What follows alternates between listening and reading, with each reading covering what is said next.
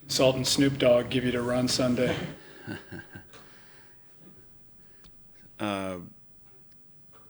Snoop, I got to meet him. I got to make sure he and I were all good. We had a couple rough years there, but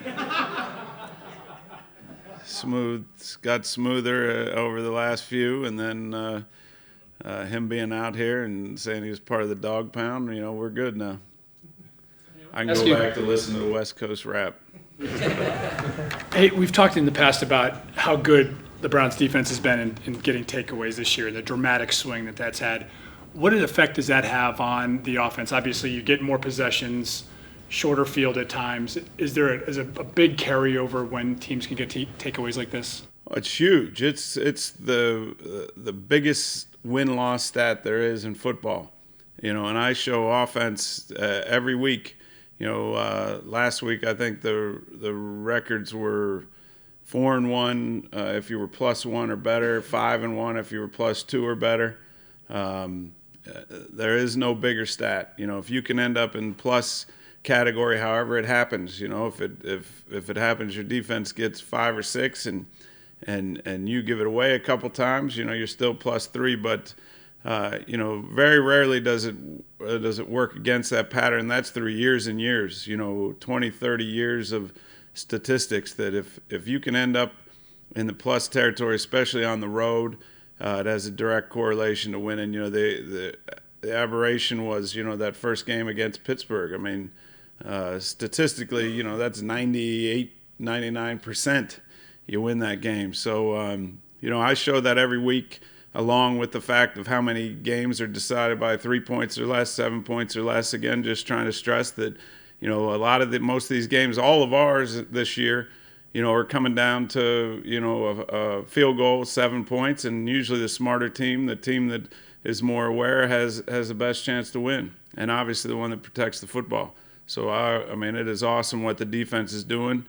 Like you said, we got to continue to take advantage of the field position and opportunities, and we're making progress that way. When Randall took that interception into plus territory, he went right for the end zone. You seem to do that a lot with Ben over the years, and Baker seems to have that mentality. Is that the most desirable way of taking advantage of it, right? Very first play? Yeah, anytime there's a big turnover, there's a momentum shift. I think everybody feels it. Everybody's excited to get back out there. As an offense, I know that, and the defense isn't really prepared to come out on the field. They're usually sitting on the bench having discussions, looking at pictures, and all of a sudden they got to grab their helmets and get out there. So there's an unsettledness generally, and you try to take advantage of that as best you can. What have you seen from Willie's going all the way back to the spring, first impressions to now? I think he's a great example for our guys. That if you keep working and keep taking, even though those reps may be card offense reps, that it's being noticed, and it's your chance to work on your craft to continue to get better. He's a big body that could run. It's hard to look a lot better than he looks. And he's come a long way, and I was very, very proud of him. I get after him in practice all the time. I call them earplugs or earmuffs or blinders. I think sometimes he's looking through a scope, but he's really worked hard to pay attention, become more aware, and just was really proud of him. Even the plays he wasn't directly involved in, he did some little subtle nuanced things that helped other guys get open, and I was proud of him. And for our group, that's a great thing to see. It's a great thing to see for the Scots that are on the practice squad, the young Corbett's, Kalis, our new tight end Farrow. That if you keep working and you stay ready, and when your number gets called and you get a chance to step in and help. Just a great example of a guy doing that and making huge plays for us, that helped us win. Anthony Lynn have coached against each other plenty of times since you worked together. But at this stage of the game, all you guys were through together, and how well you know What's your relationship now, and how does that kind of, what runs through your mind now that you got another game against Anthony Lynn? Yeah, Anthony and I are very good friends, very close, and had time together in Dallas and a couple unique moments together. But somebody that I really care about, Kenny Wisenhunt, I worked with a couple different places, the New York Jets way back in Arizona. They're a well-coached group. I'm proud of Anthony, what he's doing. He's gone out there, and it's clear when you watch the tape, that the group is well coached and trying to do what they're supposed to be doing and playing physical and playing hard. He said in the past he tries to read your mind because he has such respect for you as a coordinator. Do you kind of try to think from afar with him and against him when he's preparing for you? I just like to beat him. There won't be any hugs and kisses before the game. That's just the way I am with all the guys that I know. But no, that's nice of him to say. He's a heck of a coach. He's proven that through the years, and I really enjoyed our time together. With the injury to Richard, you could have 3 rookies in that receiver rotation this week. Is that unsettling at all? It could be, but it's not. It could have been unsettling in the game last week. I thought that's why I was so proud of Willie's and made sure I pointed that out to the entire group, that this is how it works. You develop your own next man up. Somebody goes down, ideally somebody that you've been training and working and coaching steps in and gets the job done. So, it could be, but it's not. I think I'm excited to see these guys go out and get better. Because of the inexperience on the other side, do you see defenses really putting a lot of resources on Jarvis' side? I think because of what he's done, he's gonna get the attention. Until somebody just flat out, is making too many plays to ignore. I think that's the way it's going to be. And and Jarvis is a very smart guy that understands coverage and double coverage and brackets and things of that sort. And I think he's a competitive guy that wants to go out and win, and he's generally one of those guys that's always open. One of the biggest challenges of preparing 3 rookies to play in a game like this? Well, I think the preparation has been going on. We had a very young group. We had injuries, all kinds of things going on through the spring and training camp that that preparation isn't going on last minute. It's been an ongoing process of trying to develop your young players. And I think I said it my first time in this room that the key in this business to being a good team and a consistently good team is you better develop your young guys. And we've just had some guys have to step in and do it earlier than maybe you would like, or earlier than maybe normal, so to speak. But I think it speaks to the guy, to Adam Henry and like I said, Kenny, with Baker. Those guys, that's their job. Get these guys ready, and it's the players' job to be ready. And when they need to step up this week.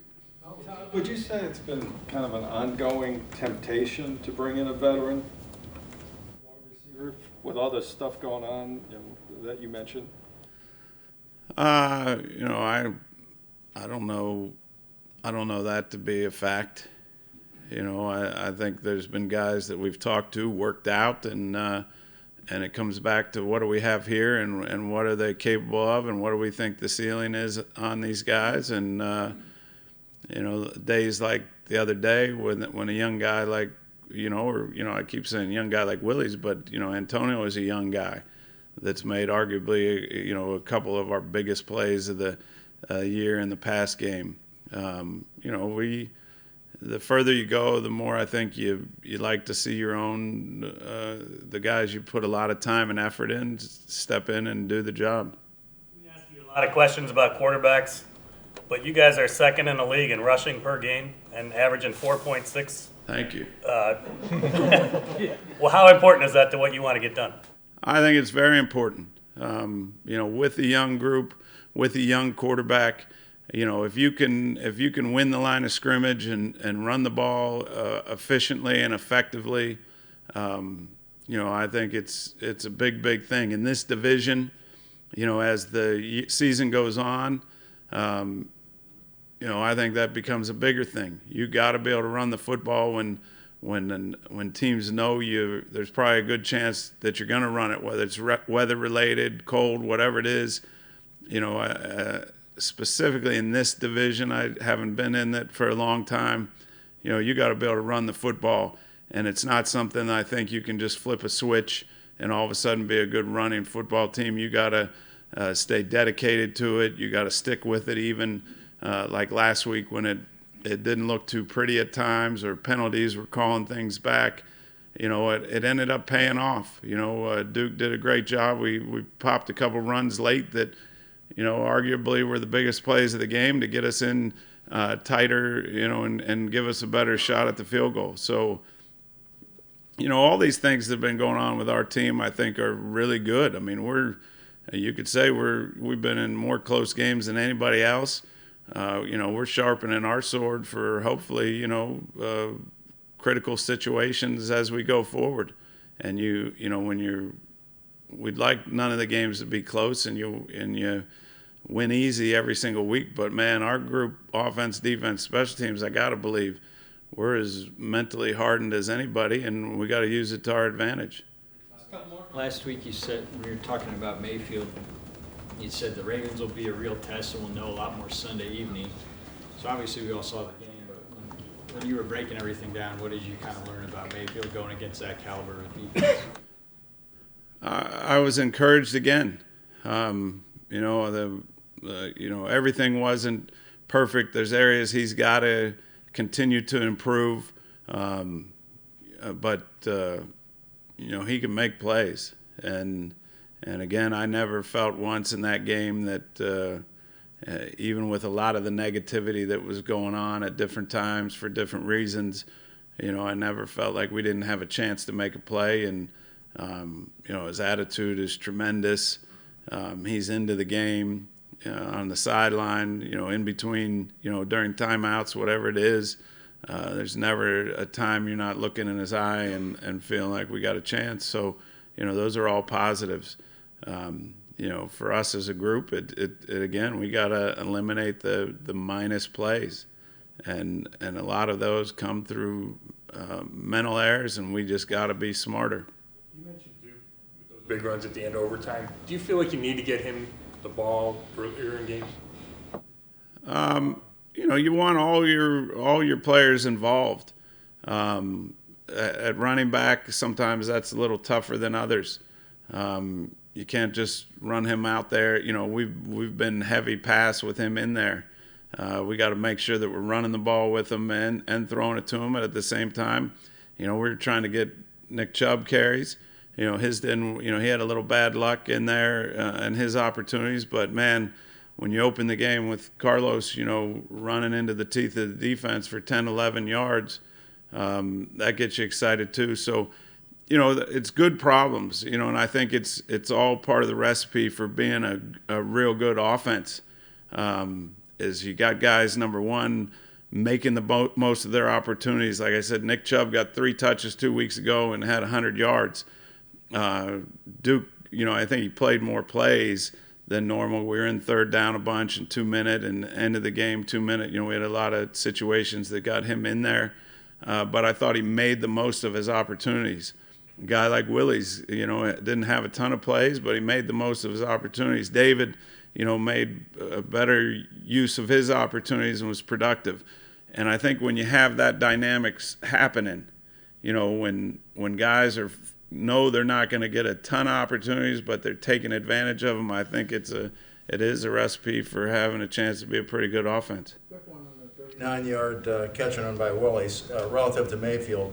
How much of what was going on with Mayfield within that play was kind of illustrations of what makes him a number 1 overall pick? A lot. I think he's he's very good in the pocket. He's much more elusive than you would think he is. You know, if you just looked at measurements and time, speed, and things like that. But he has a knack for feeling pressure, finding his way out of it, and at the same time, his eyes are down the field. And that gives us big opportunities. You know, we haven't really taken advantage of it enough, you know, whether it was drop balls. You know, I think in games you got to count on 2, 3, 4 times there's probably going to be an opportunity for a scramble pass. You know, guys, just awareness of getting open spots, keeping their eyes, you know, on the quarterback, and those are big field flipping type plays like you saw. So, you know, I think it illustrates a lot of what gives him a chance to be a good player. So you mentioned negative plays, so we got to ask about the double reverse down there by the goal line. Is that a Dumb call. Dumb call. When they don't work, they're dumb. And that was a dumb call, and I heard from Parcells immediately, you know, so, you know, you just had to stick the knife in again. I get it. A lot of great receivers. As far as making difficult catches and just natural pass catches, is Jarvis as good or near as good as those Yeah, guys? he's up there with anyone. His hands are up there with any of the great ones that I've been around. You know, he's in the combative catches, you know, up there with the Larrys and the ABs, and you know, the tighter it is, usually the greater stuff you're going to see from him. Just great focus, great awareness. He's able to block out any potential hits. You know, guys running at him, many of those, his focus is tremendous, and those 50-50 balls, you know, I like our chances when they're going up to him. From an offensive coordinator's point of view, how disruptive when you have a guy like Ogunjobi against you is it when you're getting pressure from up the middle and a guy that can kind of play that well in the middle of the field? You know, I think it's very disruptive. Anytime you have disruption up through the pocket, you know, is very difficult to deal with. Is that what you're asking? Yeah.